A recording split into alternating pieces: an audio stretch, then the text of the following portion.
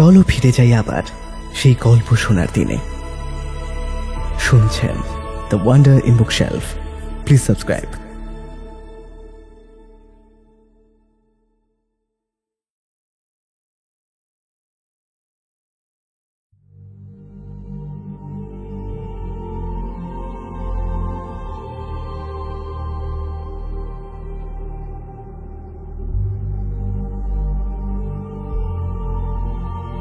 গল্পের দেশে আপনাদের নিয়ে যেতে আমরা আবার তৈরি। বিচিত্র এই দেশ রোমাঞ্চ এবং রহস্যে ভরা। সাহিত্যের এক বিপুল সম্ভার নিয়ে আমাদের বিশেষ প্রয়াস দ্য ওয়ান্ডার ইন বুকশেলফ। থাকবে বাংলা ও বিশ্ব সাহিত্যের ঝুলি থেকে বাছাই করা কিছু গল্প। আর আমাদের আজকের গল্প শ্রী রবীন্দ্রনাথ ঠাকুরের লেখা খোকা বাবুর প্রত্যাবর্তন। আজকের গল্পের আর্টওয়ার্কে রূপ, ভিডিও এডিটিং ও স্পেশাল এফেক্টসে মলয়, সমগ্র চরিত্রে ও পরিচালনায় সমৃদ্ধি ও শুভ। শুনতে থাকুন আজকের গল্প খোকা বাবুর প্রত্যাবর্তন।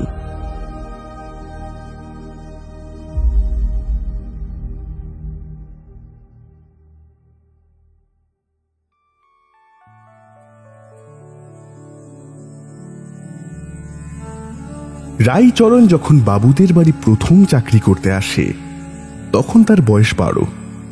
যশোহর জেলায় বাড়ি, লম্বা চুল, বড় বড় চোখ, শ্যাম চিক্কন ছিপছিপে বালক, জাতিতে কায়স্থ। তার প্রভুরাও কায়স্থ। বাবুদের 1 বছর বয়সের একটি শিশুর রক্ষণ ও পালনের কার্যে সহায়তা করা তার প্রধান কর্তব্য ছিল। সেই শিশুটি কালক্রমে রায়চরণের কক্ষ ছেড়ে স্কুলে, তারপর স্কুল ছেড়ে কলেজে, অবশেষে কলেজ ছেড়ে মুনসেফিতে প্রবেশ করেছে। রায়চরণ এখনো তার ভৃত্য। তার আর একটি মণি পেরেছে, মা ঠাকুরানী ঘরে এসেছেন। সুতরাং অনুকূল বাবুর উপর রায়চরণের পূর্বে যতটা অধিকার ছিল তার অধিকাংশই এই নতুন কর্ত্রীর হস্তগত হয়েছে। কিন্তু কর্ত্রী যেমন রায়চরণের পূর্বাধিকার কতকটা হ্রাস করে নিয়েছেন, তেমন একটি নতুন অধিকার দিয়ে অনেকটা পূরণ করেও দিয়েছেন। অনুকূলের একটি পুত্র সন্তান অল্প দিন হলো জন্মেছে এবং রায়চরণ কেবল নিজের চেষ্টা ও অধ্যাবসায়ে তাকে সম্পূর্ণরূপে আয়ত্ত করে নিয়েছে। তাকে উৎসাহের সঙ্গে দোলাতে আরম্ভ করেছে, নিপুণতার সঙ্গে তাকে দুহাত ধরে আকাশে উৎক্ষিপ্ত করে তার মুখের কাছে এসে সশব্দে শিরশ্চালন করে উত্তরের কোনো প্রত্যাশা না করে এমন সকল সম্পূর্ণ অর্থহীন অসঙ্গত প্রশ্ন সুর করে শিশুর প্রতি করতে থাকে, যেই ক্ষুদ্র আনুকৌলভটি রায়চরণকে দেখলে একেবারে পুলকিত হয়ে ওঠে।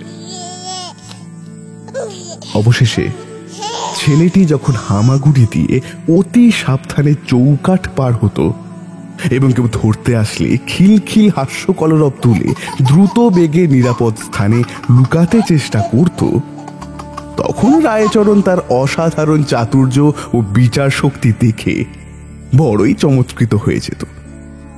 মার কাছে গিয়ে সগর্ব সবিস্ময়ে বলতো, মা মা, তোমার ছেলে বড় হয়ে জজ হবে, দেখো 5,000 টাকা রোজগার করবে। হ্যাঁ মা গো।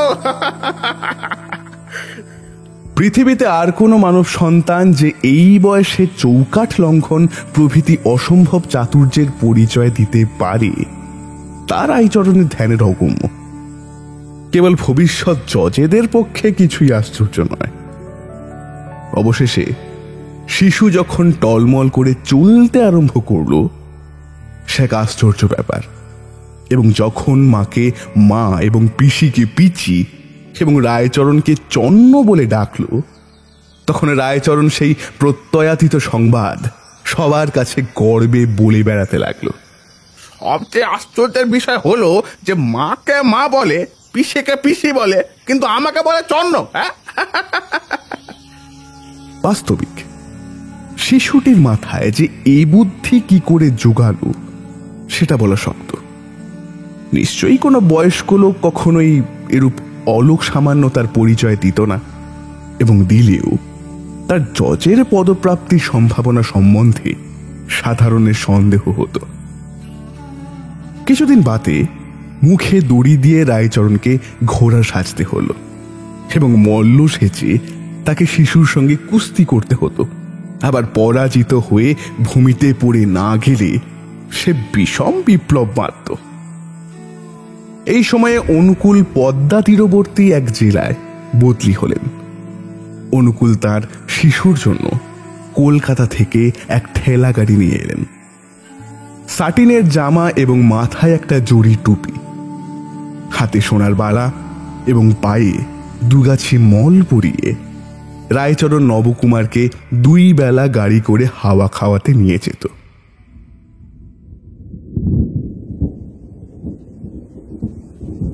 বর্ষাকাল এলো। ক্ষুধিত পদ্মা, উদ্যান, গ্রাম, শস্যক্ষেত এক এক করে গ্রাসে মুখে পড়তে লাগলো। বালুকাচরের কাশবন এবং বন ঝাউ জলে ডুবে গেল। পাড় ভাঙার অবিশ্রাম ঝুপঝাপ শব্দ এবং জলের গর্জনে 10 দিক মুখরিত হয়ে উঠল এবং দ্রুতবেগে ধাবমান ফেনারাশি নদীর তীব্র গতিকে প্রত্যক্ষ গোচর করে তুলল। অপরাহ্নে মেঘ করেছিল, কিন্তু বৃষ্টির কোনো সম্ভাবনা ছিল না। রায়চরণের খামখেয়ালি ক্ষুদ্র প্রভু কিছুতেই ঘরে থাকতে চাইল না। গাড়ির উপর চড়ে বসল। রায়চরণ ধীরে ধীরে গাড়ি ঠেলে ধান্যক্ষেত্রের প্রান্তে নদীর তীরে এসে উপস্থিত হল। নদীতে একটিও নৌকা নেই, মাঠে একটিও লোক নেই। মেঘের ছিদ্র দিয়ে দেখা গেল পরপারে জনহীন বালুকা তীরে শব্দহীন দীপ্ত সমারোহের সাথে সূর্যাস্তের আয়োজন হচ্ছে। সে নিস্তব্ধতার মধ্যে শিশু হঠাৎ একদিকে আঙুল লিখিয়ে পড়ল, জন্য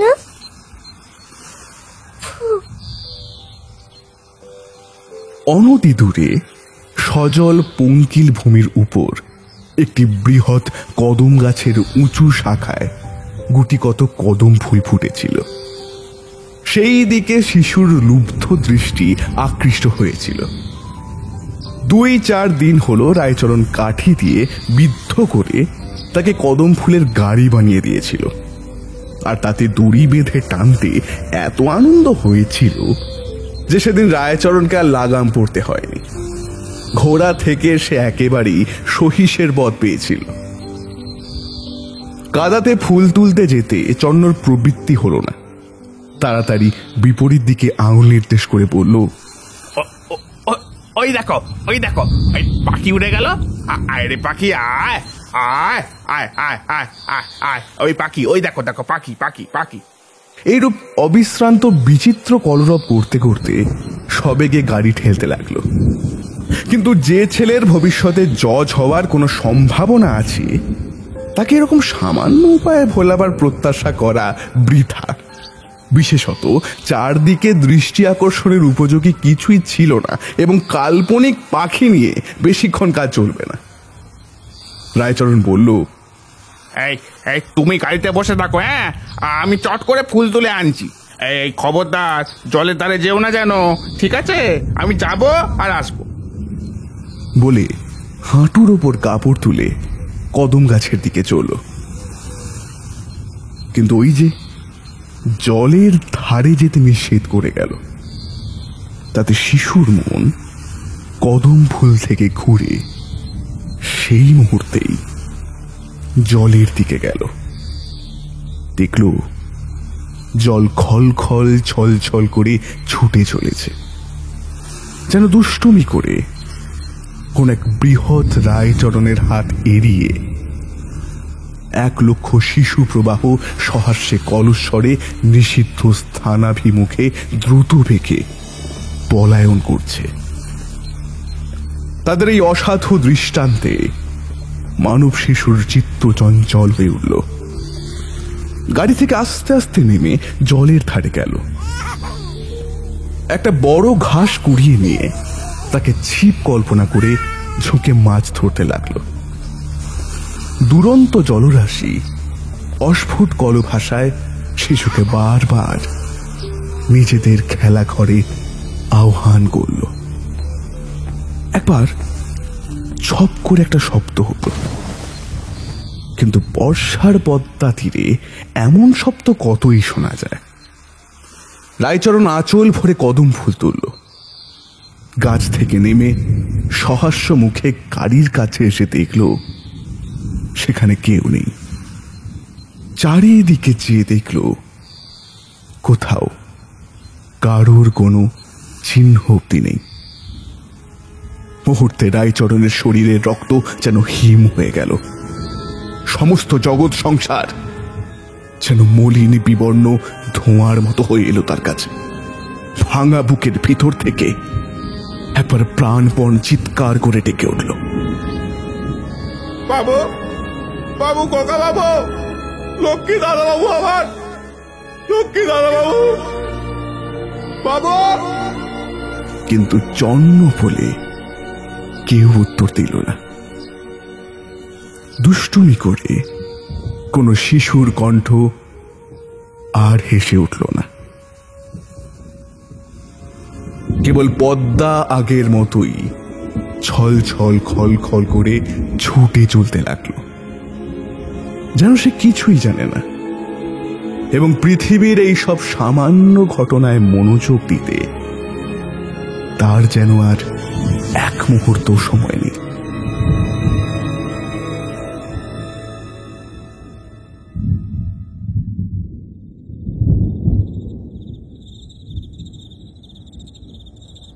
সন্ধ্যা হয়ে আসলে উৎকণ্ঠিত জননী চারিদিকে লোক পাঠিয়ে দিলেন।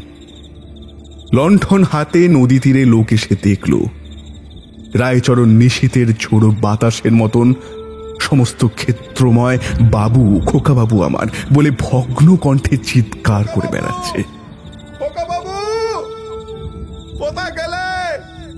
লক্ষ্মী দাদা বাবু আমার। অবশেষে ঘরে ফিরে রায়চরণ তরাম করে মা ঠাকুরনের পায়ের কাছে এসে আছাড় খেয়ে পড়ল।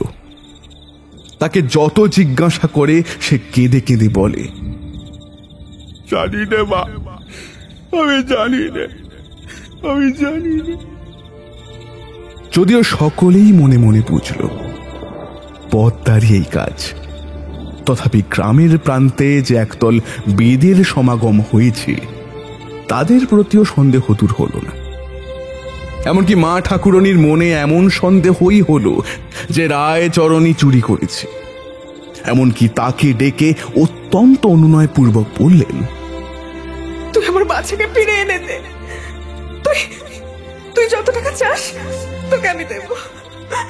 তুই আমার বাচ্চাকে ফিরিয়ে এনে দে। তুই আমার বাচ্চাকে ফিরিয়ে এনে দে। শুনে রায়চরণ কেবল কপালে করাঘাত করল। গৃহিণী তাকে দূর করে দিলেন। অনুকূলবাবু তার স্ত্রীর মন থেকে রায়চরণের প্রতি এই অন্যায় সন্দেহ দূর করবার অনেক চেষ্টা করেছিলেন।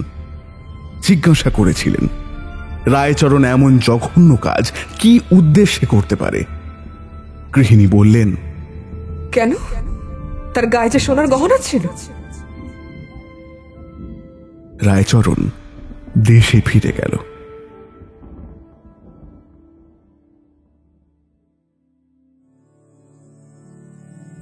এতকাল তার সন্তান হয়নি, হবার বিশেষ আশাও ছিল না। কিন্তু দৈবক্রমে বছর যেতে না যেতেই তার স্ত্রী অধিক বয়সে একটি পুত্র সন্তান প্রসব করে লোকলীলা সংবরণ করল। এই নবজাত শিশুটির প্রতি রায়চরণের বিশেষ বিদ্বেষ জন্মাল। মনে করল এ যেন ছল করে সেই খোকাবাবুর স্থান অধিকার করতে এসেছে। মনে করল প্রভুর একমাত্র ছেলেটি জলে ভাসিয়ে নিজের পুত্র সুখ উপভোগ করা যেন একটি মহাপাতক। রায়চরণের বিধবা ভাগ্নি যদি না থাকত তবে এই শিশুটি পৃথিবীর বায়ু বেশি দিন ভোগ করতে পারত না। আশ্চর্যের বিষয় এই যে এই ছেলেটিও কিছুদিন বাদে চৌকাঠ পার হতে আরম্ভ করল এবং সর্বপ্রকার নিষেধ লঙ্ঘন করতে সকৌতুক চতুরতা প্রকাশ করতে লাগল। এমনকি এর কণ্ঠস্বর হাস্যক্রন্দন ধ্বনি অনেকটা সেই শিশুরই মতো। একদিন যখন এর কান্না শুনত, রায়চরণের বুকটা হঠাৎ ধড়াস করে উঠত। তার বারবার মনে হতো সেই দাদাবাবু যেন রায়চরণকে হারিয়ে কোথায় কাঁদছে। রায়চরণের ভগ্নীর নাম রেখেছিল ফেলনা।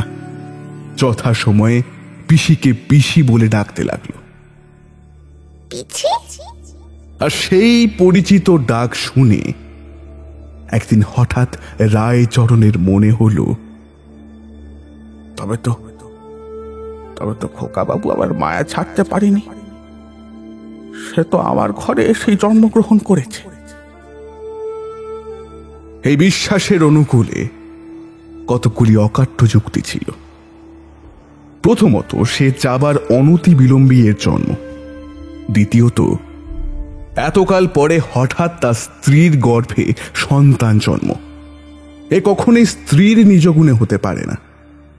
আর তৃতীয়ত, এও হামাগুড়ি দেয়, টলমল করে চলে এবং পিসিকে পিসি বলে ডাকে। যে সকল লক্ষণ থাকলে ভবিষ্যতে জজ হবার কথা, তার অনেকগুলি এতে বর্তমান। তখন মা ঠাকুরনের সেই দারুণ সন্দেহের কথা হঠাৎ মনে পড়ল তার। আহা, মায়ের মন জানতে পেরেছিল তার ছেলেকে কে চুরি করেছে। মায়ের মন ঠিক জানতে পেরেছিল। তখন এতদিন শিশুকে যে অযত্ন করেছে সেজন্য বড় অনুতাপ হলো। শিশুর কাছে সে আবার ধরা দিল। এখন থেকে ফেলনাকে রায়চরণ এমন করে মানুষ করতে লাগলো যেন সে বড় ঘরের ছেলে। শাটিনের জামা কিনে দিল, জড়ির টুপি কিনে আনলো, মৃত স্ত্রীর গহনা গলিয়ে চুড়ি এবং বালা তৈরি করে দিল। পাড়ার কোনো ছেলের সঙ্গে তাকে খেলতে দিত না। রাত্রি দিন নিজেই তার একমাত্র খেলার সঙ্গী হয়ে উঠল। পাড়ার ছেলেরা সুযোগ পেলে তাকে নবাব পুত্তুর বলে উপহাস করত এবং দেশের লোক রায়চরণের এইরূপ উন্মাদবৎ আচরণে বড্ড বেশি আশ্চর্য হয়ে গেল। ফেলনার যখন পড়াশোনার বয়স হল, তখন রায়চরণ নিজের যৌথ জমা সমস্ত বিক্রয় করে ছেলেকে কলকাতায় নিয়ে গেল। সেখানে বহু কষ্টে একটি চাকরি জোগাড় করে ফেলনাকে বিদ্যালয়ে পাঠালো। নিজে যেমন তেমন করে থেকে ছেলেকে ভালো খাওয়া, ভালো পড়া, ভালো শিক্ষা দিতে সে কোনো ত্রুটি করত না। মনে মনে বলতো, বাছা, ভালোবেসে আমার ঘরে এসেছ বলে যে তোমার কোনো অযত্ন হবে তা হতে দেব আমি, হতে দেব। এমনি করে 12টা বছর কেটে গেল। ছেলে পড়ে শুনে ভালো এবং দেখতে শুনতেও বেশ হৃষ্টপুষ্ট, উজ্জ্বল শ্যামবর্ণ, কেশ বিন্যাসের প্রতি বিশেষ দৃষ্টি, মেজাজ কিছু খুশি এবং শৌখিন। বাপকে ঠিক বাপের মতো মনে করতে পারত না, কারণ রায়চরণ স্নেহে বাপ এবং সেবায় তার ভৃত্য ছিল। এবং আরেকটি তার দোষ ছিল, সে যে ফেলনার বাপ এ কথা সকলের কাছেই সে গোপন রেখেছিল।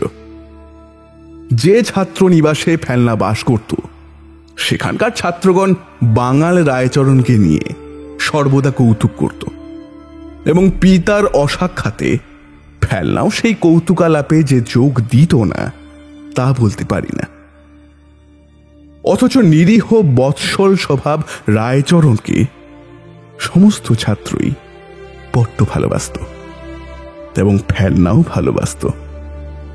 কিন্তু পূর্বেই বলেছি, ঠিক বাপের মতন নয়, তাতে কিঞ্চিত অনুগ্রহ মিশ্রিত ছিল।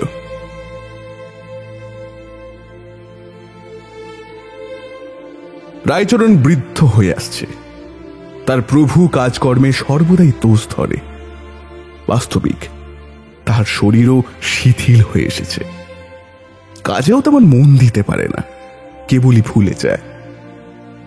কিন্তু যে ব্যক্তি পুরো বেতন দেয়, পার্থক্যের ওজন সে তো আর মানতে চায় না। এদিকে রায়চরণ বিষয় বিক্রয় করে যে নগদ টাকা সংগ্রহ করে এনেছিল তাও নিঃশেষ হয়ে আসছে। ফেলনা আজকাল বসন ভূষণের অভাব নিয়ে সর্বদা খুঁত খুঁত করতে আরম্ভ করেছে। একদিন রায়চরণ হঠাৎ কর্মে জবাব দিল এবং ফেলনাকে কিছু টাকা দিয়ে বলল, দরকার পড়েছে, আমি কিছুদিনের জন্য দেশে যাচ্ছি। এই বলে বারাসাতে গিয়ে উপস্থিত হল। অনুকূল বাবু তখন সেখানে মুনসেফ ছিলেন। অনুকূলের আর দ্বিতীয় সন্তান তারপর হয়নি। গৃহিণী এখনো সেই পুত্র শোক বুকের মধ্যে লালন করছিল। একদিন সন্ধ্যার সময় বাবু কাছারি থেকে এসে বিশ্রাম করছেন এবং কর্ত্রী একটি সন্ন্যাসীর কাছ থেকে সন্তান কামনায় বহুমূল্য একটি শিকড় এবং আশীর্বাদ কিনছিলেন। এমন সময় প্রাঙ্গণে শব্দ উঠল। জয় হোক মা, জয় হোক। বাবু জিজ্ঞাসা করলেন, কে রে, কে? রায়চরণ এসে প্রণাম করে বলল, আমি রায়চরণ। বৃদ্ধকে দেখে অনুকূলের হৃদয় যেন আর্দ্র হয়ে উঠল। তার বর্তমান অবস্থা সম্বন্ধে সহস্র প্রশ্ন এবং তাকে আবার কর্মে নিয়োগ করবার প্রস্তাব দিলেন তিনি। রায়চরণ ম্লান হেসে বলল, মা ঠাকুরনকে একবার প্রণাম করতে চাই। অনুকূল তাকে সঙ্গে করে অন্তঃপুরে নিয়ে গেলেন। মা ঠাকুরন রায়চরণকে তেমন প্রসন্নভাবে সমাদর করলেন। এবার রায়চরণ তার প্রতি লক্ষ্য না করে হাত জোর করে বলল, প্রভু, মা, আমি তোমাদের ছেলেকে চুরি করে নিয়েছিলাম। পদ্মাও নয় আর কেউ নয়, কৃত কদম এই আমি চুরি করেছিলাম মা। প্রভু, আমি করেছি। অনুকূল বলে উঠলেন, বলিস কি রে? কোথায় কোথায় সে? আজ্ঞা আমার কাছেই আছে। আমি পরশু এনে দেবো, পরশু। সেদিন রবিবার, কাছারি নেই। সকাল থেকে স্ত্রী পুরুষ দুজনে উন্মুখভাবে পথ চেয়ে বসে আছেন। বেলা 10টার সময় ফেলনাকে সঙ্গে নিয়ে রায়চরণ এসে উপস্থিত হল। অনুকূলের স্ত্রী কোনো প্রশ্ন কোনো বিচার না করে তাকে কোলে বসিয়ে তাকে স্পর্শ করে তার ঘ্রাণ নিয়ে অতৃপ্ত নয়নে তার মুখ নিরীক্ষণ করে কেঁদে হেসে ব্যাকুল হয়ে উঠলেন। বাস্তবিক ছেলেটি দেখতে বেশ, বেশভূষা আকার প্রকারে দারিদ্র্যের কোনো লক্ষণ নেই। মুখে অত্যন্ত প্রিয় দর্শন বিনীত সলজ্জ ভাব দেখে অনুকূলের হৃদয়েও হঠাৎ স্নেহ উচ্ছ্বসিত হয়ে উঠল। তথাপি তিনি অবিচলিত ভাব ধারণ করে জিজ্ঞাসা করলেন, এটার কোনো প্রমাণ আছে? রায়চরণ বলল, এমন কাজের প্রমাণ কি করে থাকবে? আমি যে তোমার ছেলেকে চুরি করেছিলাম সে তো কেবল ভগবানই জানেন, পৃথিবীতে তো আর কেউ জানে না প্রভু। অনুকূল ভেবে স্থির করলেন যে ছেলেটিকে পাওয়া মাত্র তার স্ত্রী যেরূপ আগ্রহের সঙ্গে তাকে আগলিয়ে ধরেছেন, এখন প্রমাণ সংগ্রহের চেষ্টা করা সুযুক্তি নয়। যেমনই হোক, বিশ্বাস করাই ভালো। তাছাড়া রায়চরণ এমন ছেলেকে বা পাবেই কোথায়? এবং বৃদ্ধ ভৃত্য তাকে অকারণে প্রতারণাই বা করবে কেন?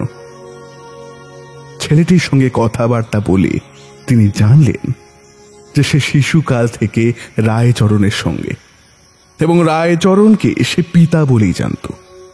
কিন্তু রায়চরণ কখনো পিতার মতো ব্যবহার করেনি, অনেকটা ভৃত্যের ভাব ছিল।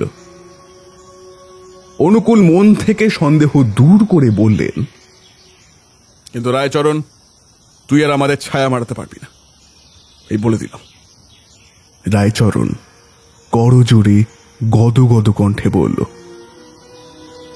প্রভু প্রভু, বৃদ্ধ বয়সে কোথায় যাব আমি? কর্ত্রী বললেন, আহা, থাক না, আমার বাচ্চার কল্যাণ হোক, ওকে আমি মাফ করলাম। ন্যায়পরায়ণ অনুকূল বললেন, যে কাজও করেছে তা তোকে মাফ করা সম্ভব নয়। রায়চরণ অনুকূলের পা জড়িয়ে বলল, আমি করিনি, ঈশ্বর করেছেন, আমি কিছু করিনি, যা করার ঈশ্বর করেছেন। নিজের পাপ ঈশ্বরের কাঁধে চাপাবার চেষ্টা দেখে অনুকূল আরো বিরক্ত হয়ে বললেন, যেমন বিশ্বাসঘাতকতার কাজ করেছে তাকে আর বিশ্বাস করা কর্তব্য নয়। রায়চরণ প্রভুর পা ছেড়ে বলল, সে আমি নয় প্রভু, সে আমি নয়। তবে তবে কে? আমার অদৃষ্ট। কিন্তু এরূপ কৈফিয়তে আর কোনো শিক্ষিত লোকের সন্তোষ হতে পারে না। রায়চরণ বলল, পৃথিবীতে আমার আর কেউ নেই বাবু, আর কেউ নেই। ফেলনা যখন দেখল সে মুনসেফের সন্তান, রায়চরণ তাকে এতদিন চুরি করে নিজের ছেলে বলে অপমানিত করেছে, তখন তার মনে মনে কিছু রাগ হলো। কিন্তু তথাপি উদারভাবে তার পিতাকে বলল, বাবা বাবা, ওকে ওকে মাফ করো, বাড়িতে থাকতে না দাও, ওর জন্য মাসিক কিছু টাকা বরাদ্দ করে দাও, ওটাই বরং ভালো হবে। হ্যাঁ। এরপর রায়চরণ আর কোনো কথা বলল না। একবার তার পুত্রের মুখ নিরীক্ষণ করল, সকলকে প্রণাম করল, তারপর বেরিয়ে গিয়ে পৃথিবীর অগণ্য লোকের মধ্যে চিরতরে মিশে গেল। মাসের শেষে অনুকূল যখন সেই ঠিকানায় কিঞ্চিত বৃত্তি পাঠালেন, তখন সে টাকা ফিরে এলো। সেখানে কোনো লোক নেই।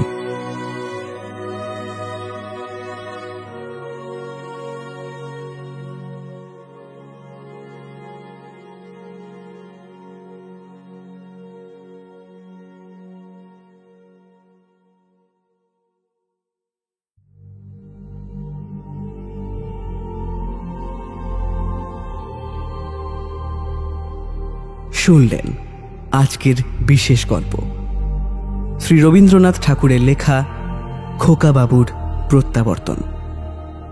আজকের গল্পের বিভিন্ন চরিত্রে সমৃদ্ধি ও শুভ, গল্পের আর্টওয়ার্কে রূপ, সাউন্ড ডিজাইনে শুভ, ভিডিও এডিটিং ও স্পেশাল এফেক্টসে মলয়, সমগ্র পরিচালনায় সমৃদ্ধি ও শুভ। আজকের গল্পটি শুনে ভালো লেগে থাকলে অবশ্যই লাইক ও শেয়ার করুন এবং আমাদের চ্যানেলকে সাবস্ক্রাইব করুন। আপনাদের বিভিন্ন মতামত আপনারা কমেন্ট করেও আমাদের জানান। ফিরে আসবো পরের সপ্তাহে আরও এক রোমাঞ্চকর গল্প নিয়ে। শুনতে থাকুন দ্য ওয়ান্ডার ইন বুকশেলফ।